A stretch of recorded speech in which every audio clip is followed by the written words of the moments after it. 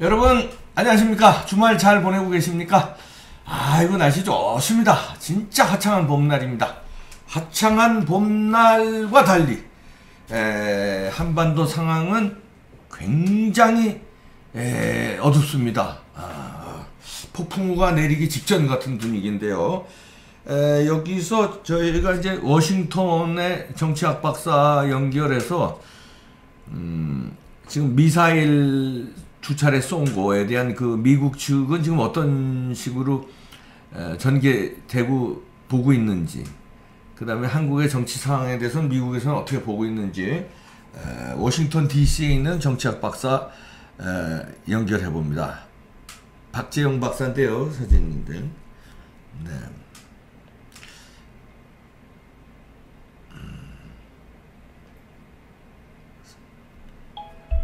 네.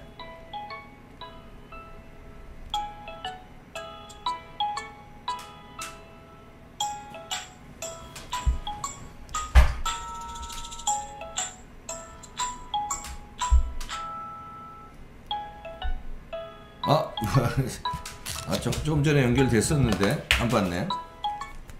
여보세요? 여보세요? 네, 박재영 박사님. 예, 여보세요?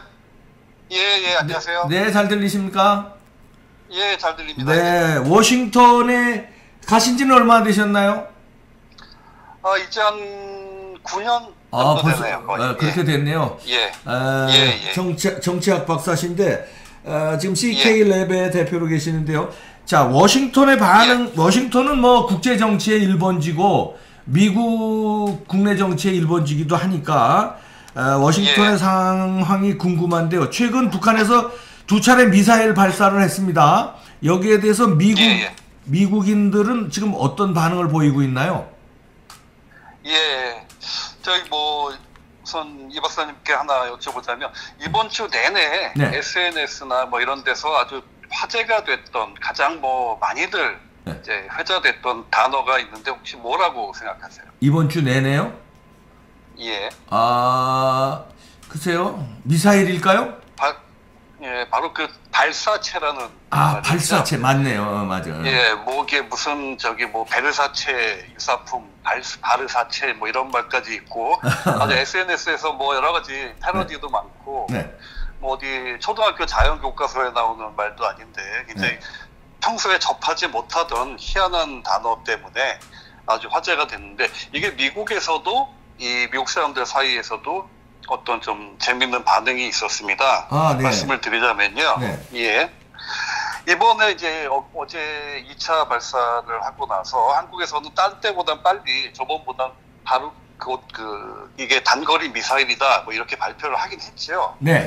근데 이게 이번에도 역시 처음에는 발사체다, 그것도 희한하게 불상 발사체 뭐 이런 표현을 했는데요. 그래서 부처님 오신 날 맞아서 불상을 발사를 한 거냐 뭐 이런 말이 나올 정도로 희한한 일들을 했는데, 이 발사체, 영어로 프로젝타일이라고 하는데, 이제 미국 언론들에서도 보통 바로 미사일이라는 표현을 했지만, 이제 한국 발표를 그대로 이제 인용을 할 때, 예를 들어서 한국 정부 발표에 따르면 발사체, 즉 프로젝타일을 쐈다 뭐 이런 식으로 미국 언론들이 표현을 했어요.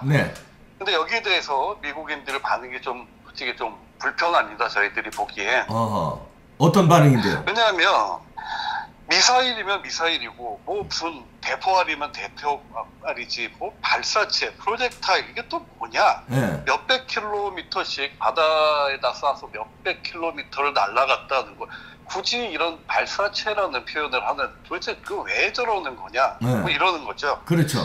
그러니까 한국 정부 입장에서는 미사일, 특히 이걸 탄도 미사일이다 이래 해버리면 북한이 국제사회 제재를 바로 어긴 게 되니까, 가능하면 이제 애매한 표현으로 좀 피해가, 여러 가지 그런 거, 여러 가지 지금 문재인 정부의 그동안 태도를 보면 충분히 이해는 가는 그런 일인데요.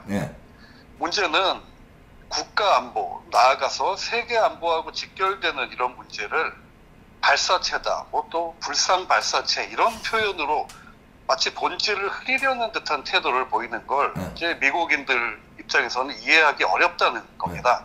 이해하기 어려운 정도가 아니라 그 한국 사람들, 특히 이 문정부를 조금 약간 뭐 이렇게 배신감 느끼지 않나요?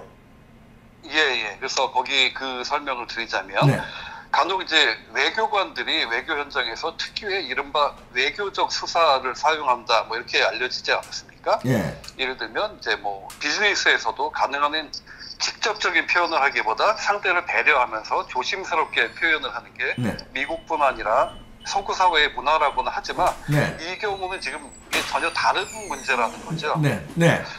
예, 제가 당장에 나 자신 또는 내 가족, 뭐 친구가 위험에 처할 수도 있는 문제, 그 원인이 뭔지 정확히 파악하고 싶은 건 누구나 공통적인 생각이 그렇죠. 아닙니까?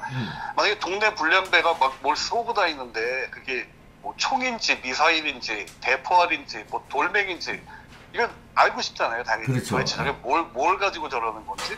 근데 그거를 도대체 이해할 수 없는 발사체라는 식의 표현으로 네. 그것도 일국의 정부가 네. 계속 그런 표현을 하고 그러는 거는 이거는 뭐 외교적이나 정치적인 언어라고 이해를 하는 게 아니라 미국인들은 자칫하면 그걸 사기꾼의 언어, 사기꾼의 수법이다 이렇게 받아들인다는 이게 아주 심각한 문제입니다. 예.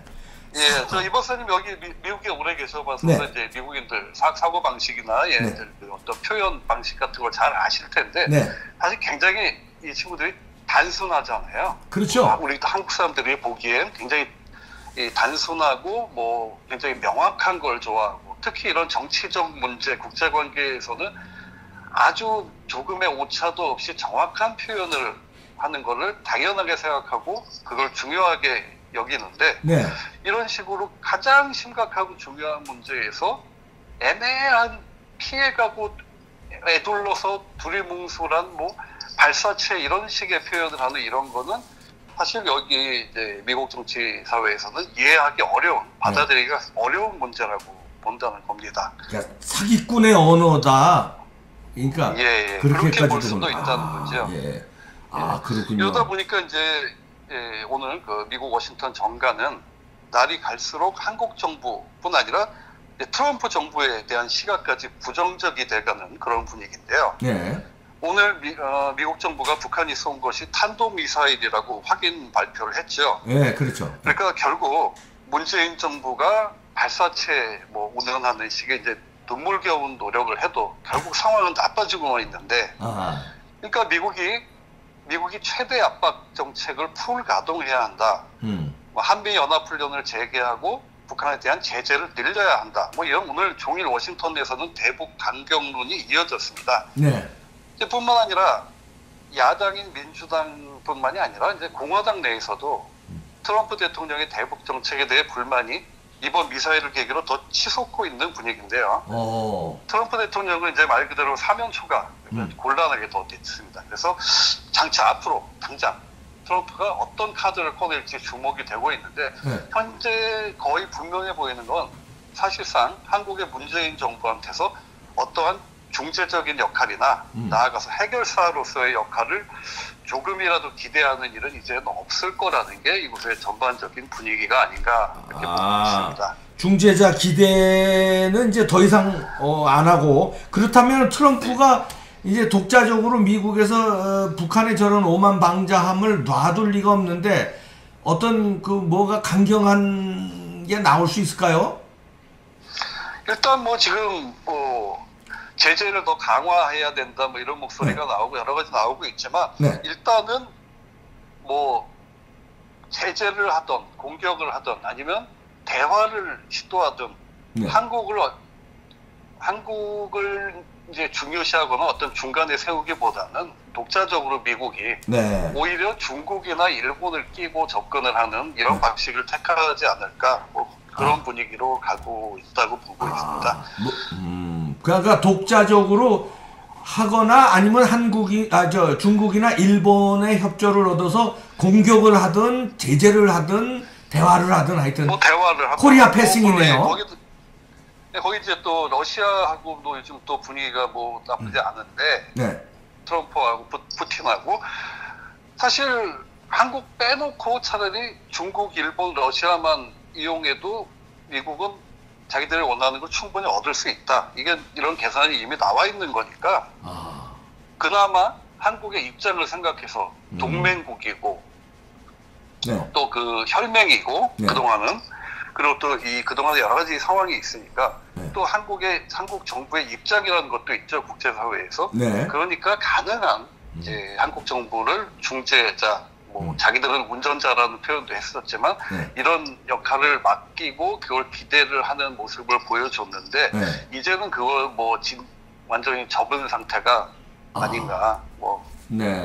그렇게 볼 수밖에 없습니다. 네. 공격 카드도 예, 그래서 만지고 있나요? 공격 어택하는 그 카드를 뭐 트럼프가 그 만들 수 얘기는 있을까요? 2017년부터 사실 계속 나온 문제 네. 아닙니까? 근데 뭐 당연히 그걸 지금 뭐 선택지에 놓고는 있겠지만 네. 뭐 그거는 여기서 이 트럼프의 행태가 사실 늘 다른 사람들이 이렇게 생각하고 예상하는 방식으로 가는 게 아니기 때문에 네. 뭐 섣불리 뭐 공격 가능성이 있다 뭐 이렇게 얘기하기는 어렵겠지만 어쨌든 충분히 만약에 사지선다형 문제라면 그 보기 중에 하나는 당연히 있겠죠. 그리고 가능성이 아주 높은 분 쪽에 하나지만 네. 현재로서는 일단은 이 상황에서 한국 정부를 어느 위치에 장기판으로 치면 어디다가 갖다 놓을지는 이제 미국의 손에 달리고 미국의 선택 문제인데 현재로서는 거의 졸로 가버리는 분위기가 아닌가. 장기판에 졸이 돼버렸네요 우리가. 그러니까 일본은 차나 포 이 정도로 되고 중국도 높아지고 있죠. 중국도 뭐 최소한 마 이상 마포 이 정도 되는데 한국은 졸로 보는군요. 이제 그렇게 지금 어떻게 보면 한국 정부가 스스로 자기 입장을 그렇게 만들고 있는 게 아닌가 뭐 그렇게 봅니다. 네, 알겠습니다. 그럼 또 말씀하세요. 그 뭐 저기 이 박사님 예전에 미국에서 여기 한인사회에서도 여기 활동하시고 해서 잘 아실 텐데요. 네. 이 관련해서 북한 문제 전반, 뭐 대북 문제 이런 거 관련해서 한인사회, 미국의 한인사회 그러니까 교포들이요. 드리자면 이곳 제가 있는 일단 뭐 워싱턴 지역에 국한돼서 말씀을 드리자면 이 한인사회 분위기가 전체적으로는 한국 사회하고 뭐 별반 다를 거는 없어 보이는데요. 좀 자세히 들여다보면 그 문제에 대한 어떤 그 이념적 균열이랄까 이런 건 사실 한국보다 더 뚜렷하고 골이 깊다고 할 수가 있습니다.